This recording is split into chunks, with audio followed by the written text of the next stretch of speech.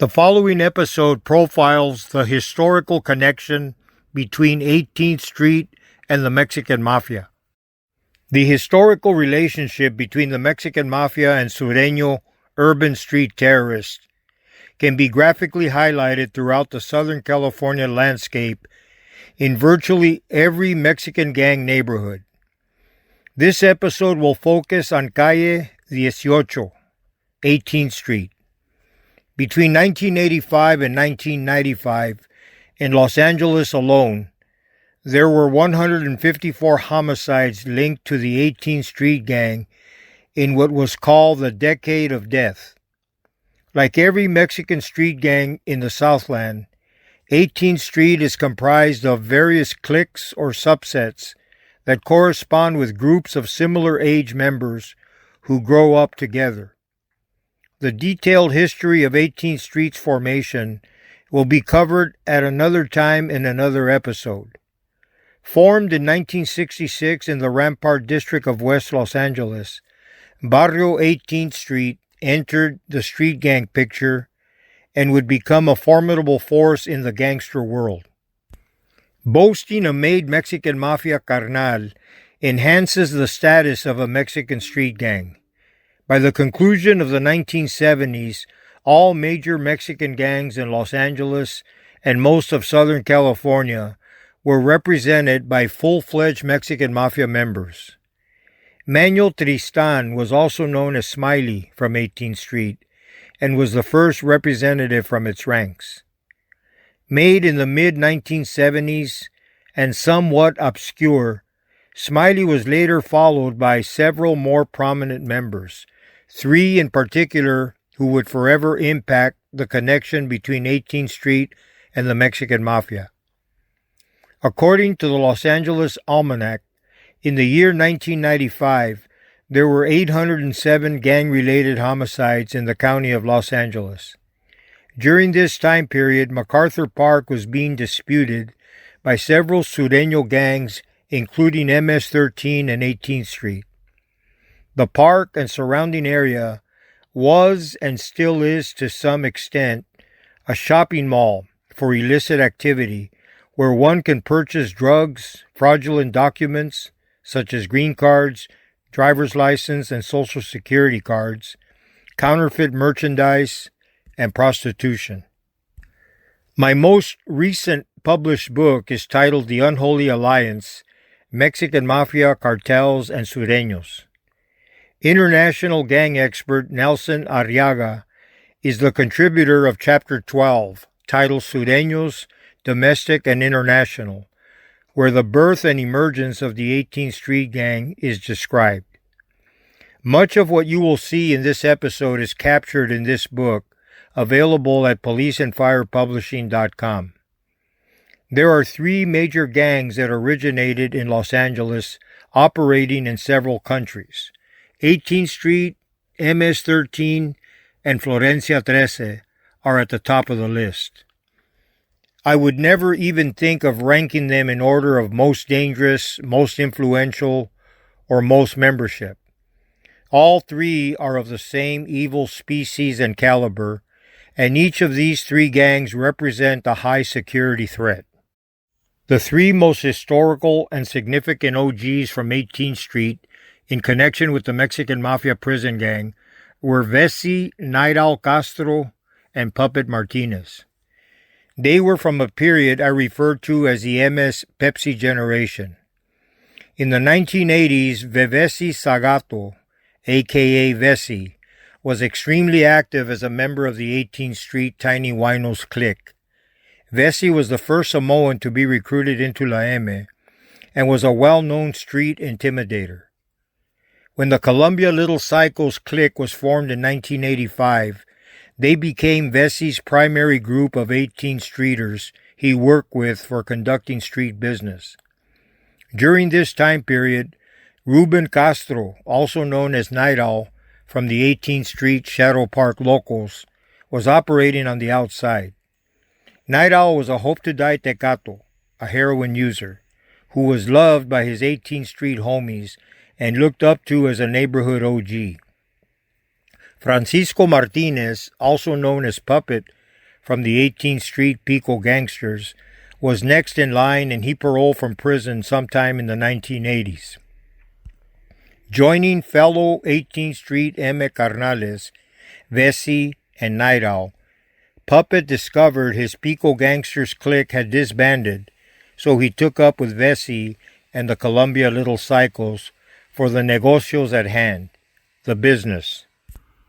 Prior to the Mexican Mafia's plan to absorb LA gangsters into their program, 18th Street already had lucrative criminal activities taking place in their territories. They were engaged in drug sales, the taxing of small merchants, generating counterfeit IDs and passports, extortion, and other endeavors. B.E.S.T, NITE, and Puppet were vital factors in controlling the largest Sureño street gang in the United States. In the early 1990s, the MA introduced a no drive-by edict, which prohibited street gangs from engaging in drive-bys and encouraged walk-ups. Identify, isolate, and confront your target by walking up and blasting at point-blank range. Puppet and NITE believed the MA's no drive-by edict was doomed for failure, and a subtle attempt to sabotage this effort was put into motion with drive-by campaigns conducted by 18th Street against some of their street adversaries. With the overwhelming majority of Southern California street gangs embracing the Mexican Mafia's no drive-by edict, those who defied this mandate were green-lighted, targeted for assaults and/or execution. 18th Street gang members soon discovered that Puppet and NITE's MS status was insufficient to spare 18th Street from drive-by violations as they were brutally targeted on the streets, in the county jail, and in state prisons. Inevitably, they agreed to the MA program and their resistance ended. During this time period in 18th Street's history, Puppet Martinez began to experience internal problems with the Mexican Mafia, and NITE Castro emerged as the prime catalyst for the offending cliques. Thanks to NITE, the Colombia Little Cycles clique has been continuously loyal to the MA program since its inception. In a very short period of time, approximately 3 months, he succeeded in reining in the 54th Street Locos and South Central, bringing them into compliance by paying a multiple $1,000 fine, thereby removing the green light and re-established them as functioning Sureños. NITE also succeeded in rehabilitating Puppet with his MA confederates. In 1992, VESI was returned to state prison, where he became embroiled in Mexican Mafia internal politics. When he paroled, several attempts were made on his life by fellow 18th Street members, a continuation of the green light placed upon him by the fellas. VESI would ultimately die of natural causes. In 1994, Puppet Martinez was arrested for being in possession of a bulletproof vest and for illegal re-entry and was sent to federal prison. Puppet is a Mexican national with family in Mexico who owned property on Puppet's behalf. In 1995, the MS suffered its first of several RICO federal racketeering indictments. Many Mexican Mafia members and associates were convicted of charges ranging from extortion, drug conspiracies, murders, and several other charges. NITE was sentenced to life in prison without parole. The Mexican Mafia has capitalized on street gangs like 18th Street by tapping into a seemingly endless reservoir of gang soldiers. Like a destructive and voracious tsunami, much of our historical gang activity can be traced to California, with an exclamation point punctuating the city that made gang life fashionable, Los Angeles. From lowrider cars to baggy attire to organized influence and domination of street life, the exportation of the LA street mentality is evidenced throughout the U.S. Pick your California flavor. Street gangs, Crips, Bloods, Sureños, Norteños, MS-13, 18th Street. Prison gangs. The axis of evil includes the Mexican Mafia, Aryan Brotherhood, Nuestra Familia, Black Guerrilla Family. Amazingly, even the Texas Syndicate was founded in the California prison system. OMGs, outlaw motorcycle gangs. Hells Angels, Mongols, and Vagos. The list goes on with every imaginable ethnic group represented and originating from the state of California. Combine this with California being the most liberal state in the Union, and it shares a border with Mexico for a non-stop flow of illegal drugs. Stir in these ingredients, and you have the recipe for major disaster. So we know that the Mexican Mafia is forever in search of gangs, gangsters, and criminal entrepreneurs who can earn money for the fellas. Generating revenue requires muscle and loyal enforcers. Cultivating loyal enforcers, especially men who place the M before their own homeboys, was a surefire way of demonstrating you were for real. The ability versus the willingness to pull a trigger. There is a big difference when you search for loyal, aggressive, and willing street enforcers. Seeking out those who are willing to do so at the drop of a hat is what the M desires most. Among several eager 18th Street shooters, two of the main enforcers for Night Owl and Puppet are shown here.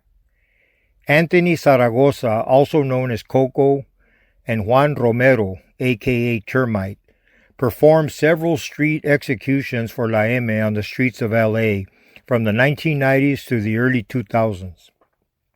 Automatic weapons were a dime a dozen during this period. They displayed their loyalty by specializing in taking out fellow 18th Street gang members who were not in compliance with the Mexican Mafia program. In the end, Coco and Termite would take two separate roads on their way to M glory. Coco received a life sentence in the feds, was recruited into the Mexican Mafia, whereas Termite would run into trouble with the fellas, lock up, and he turned state's witness. He testified against Coco and Puppet, who was also convicted in this case along with 24 members of the infamous 18th Street Little Psychos. In an intercepted communication from Coco to Puppet, Coco referred to his Mexican Mafia boss as Dad.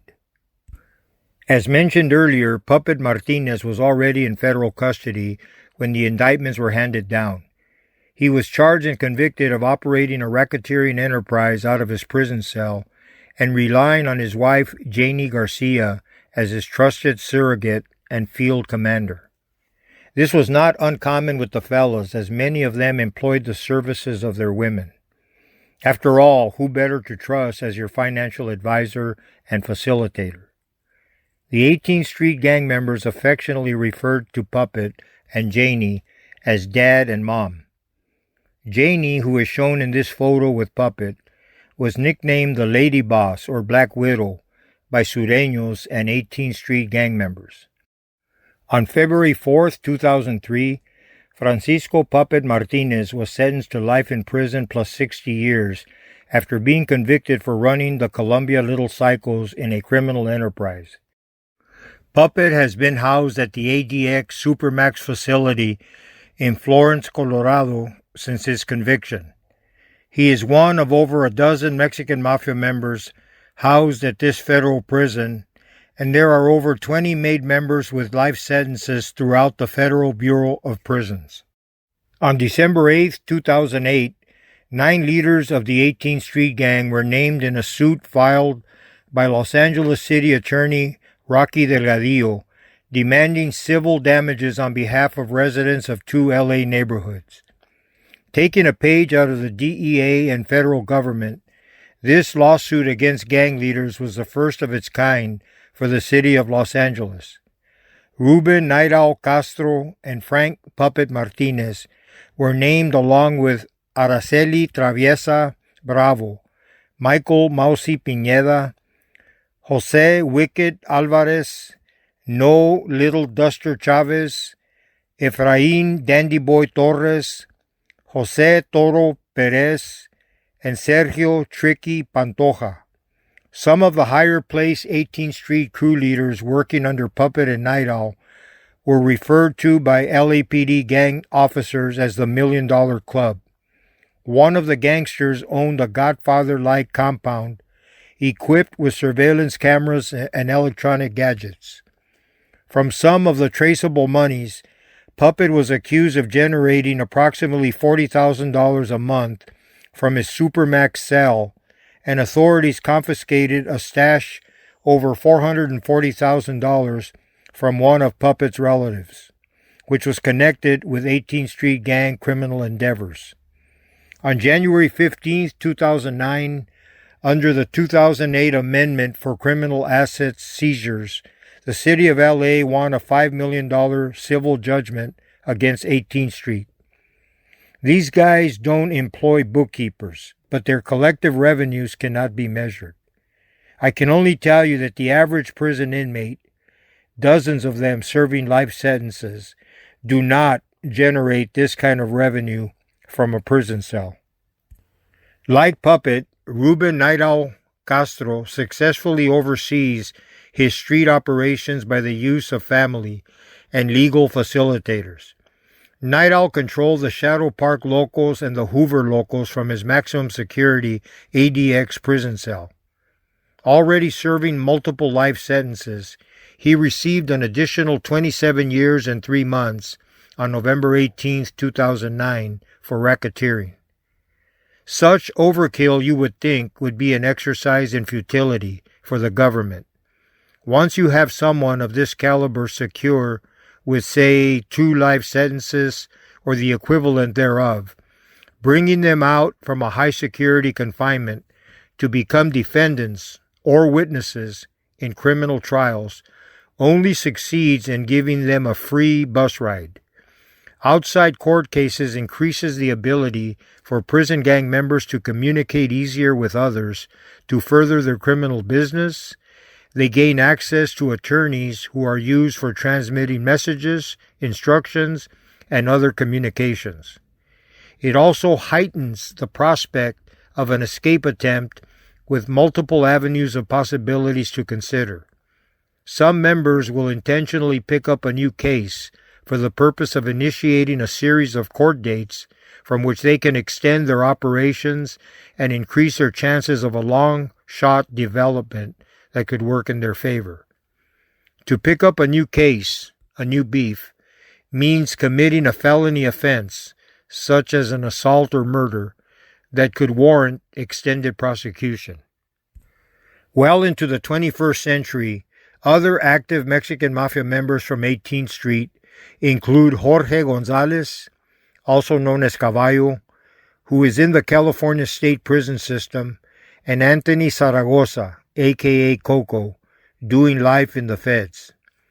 There were 2 18th Street gang associates, Francisco Escalante, known as Sleeper, and his cousin Ramon Tannery, a.k.a. Thumper, who were rumored to be made and confirmed to be working as Mexican Mafia muscle in Tijuana, Mexico, with OG member Robert Ruiz, also known as Peanut Butter.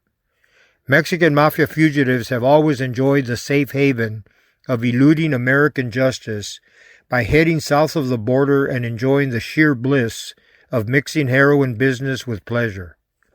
Drugs, women, money, and kicking back on the Baja beaches is a page out of a Mexican gangster's fantasy playbook. Operating in Mexico can be potentially volatile and not recommended for those with a heart condition. Not only are you rubbing elbows with cartel figures, you have wannabe cartel guys, rip-off artists operating without regard to any organization, corrupt cops, and Mexican Mafia politics all steered into one pot of about 1.5 million inhabitants. When a Mexican Mafia member disappears from the law enforcement radar, many are later discovered to have merely traveled across the southern border, where new friends welcome them with open arms. Sleeper and Thumper were part of an M team that included Efrain Diaz, known as Diablo from Artesia, and Nelson Flores, also known as Mula from MS-13. Besides Peanut Butter and those mentioned in his Tijuana crew, Daryl D. Castrejon is another Mexican Mafia member, a fugitive, believed to be operating from a Mexican hideout.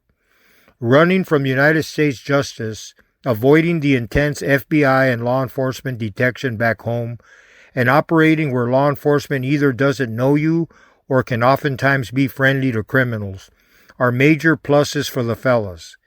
Living in Mexico allows for solidifying ties with various Mexican drug trafficking organizations.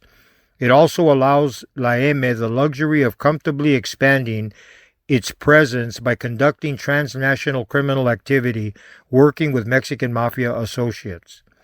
M members and highly placed Sureños can effectively supervise Sureño crews operating on their behalf in the U.S. and in Mexico. From their Mexican base, they are still able to conduct conference calls with Mexican Mafia members in U.S. prisons and on the streets. On June 4, 2016, Robert Peanut Butter Ruiz died of liver cancer in Tijuana, where his passing was observed by M. Carnales and highly placed Sureños. Peanut Butter had been a conduit for many imprisoned M members in the California Security Housing Units who were utilizing attorney Gabriel Sendejas Chavez to facilitate message from the Mexican Mafia from its members inside Pelican Bay, state and federal prisons, and Carnales in Mexico. In the aftermath of his death, M members jockeyed for position and control of the Sureños based on the streets and prisons of Tijuana and Baja California. One of these ambitious members was Jose Bat Marquez, an M member serving a federal life sentence and who has had his hand in many street gang drug operations. Hand-carried messages were sent to 18 streeters, Sleeper and Thumper, with orders to clean house and kill off several individuals in Tijuana on behalf of La M. Every street gang connected to the Mexican Mafia has a unique story, and 18th Street continues to produce Sureños at an alarming rate. The destiny of the hardcore 18th Street gangsters follows the typical storyline: life in prison, fatal gunshot victims, heroin-related deaths, and some have turned state's evidence to save themselves from premature departure from this world. Sleeper and Thumper were recently confirmed dead in Tijuana, Baja California, Mexico. Francisco Sleeper Escalante died of a heroin overdose, and his cousin Ramon Thumper Tannery was shot to death by unknown assailants. There is no confirmed reason for Thumper's shooting, but in the end, all roads in the MA underworld seem to lead to those similar inevitable conclusions. My hope and prayer is that the Lord's Spirit will touch 18th Street and shine a mighty light into the abyss. May He open the eyes of the young and old who look up to the OGs and La M. May He reveal Himself to the misguided men and women who navigate down that road to destruction on the truck with no brakes. Thank you in advance for those you pluck away and save from utter doom. In Jesus' name, amen.